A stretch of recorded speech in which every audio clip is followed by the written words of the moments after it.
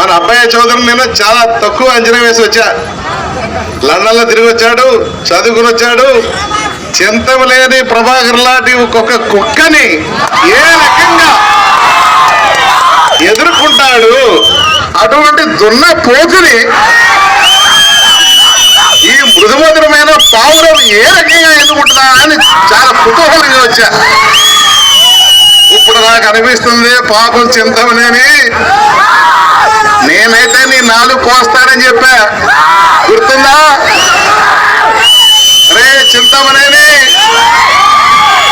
రే నీ నాలుగు కోస్తా. ఈ ఎలక్షన్ కాదు, అబ్బాయి చౌదరి గెలవలసిన అవసరం చారిత్రాత్మక అవసరం.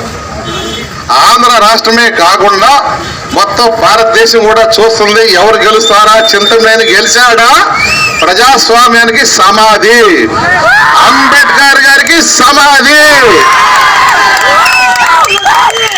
ఇది ధర్మానికి అధర్మానికి, అరాచకత్వానికి, ప్రజాస్వామ్యానికి, న్యాయానికి అన్యాయానికి జరుగుతున్న ఒక పోరాటం. ఎలక్షన్ అన్నది కాదు. ఈ పోరాటంలో మీరు ఏమాత్రం వేమరపాటుగా ఫ్యాన్ మీద ఓటేయటం మర్చిపోయి, లేకపోతే ఆ రోజు పర్వాలేదని పొడుకును, లేదా జ్వరం వచ్చిందని ఊరుకును ఆగిపోయారంటే జరిగేది పెను ముప్పు. పెద్ద తుఫాన్ వచ్చి అందరు కొట్టుకుపోయే రోజులు వచ్చాయి.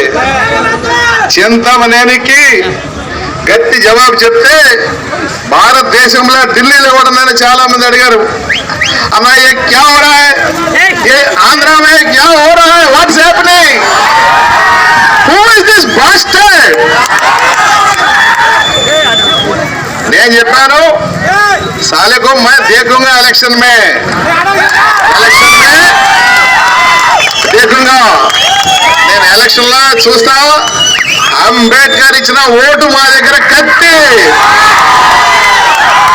ఆ కత్తితో నాలుగు కాదు, వాడిలాంటి కుల గజన్నన్న వారిని కట్టేస్తాం. ఓ చిన్న విషయం చెప్పదలుచుకున్నాను. దెందులూరులో ఎప్పుడు ఏ సామాజిక వర్గానికి మనకి ఎటువంటి ఇబ్బందులు లేవు. వీడు వచ్చే వరకు చక్కగా సామరస్యంగా అన్నదమ్ములుగా ఉంటున్నాం. ఎవరికి ఏ ఇబ్బందులు లేవు. అసలు కులాల మీద ఎటువంటి వ్యవహారాలు ఇక్కడ జరగలే. ఇద్దరు వచ్చిన తర్వాత ప్రతిసారి దళితులు తిట్టడం, ఒరే దళితుడా నీకు ఎందుకు ఎలక్షన్లో. Hi friends, this is Abhi.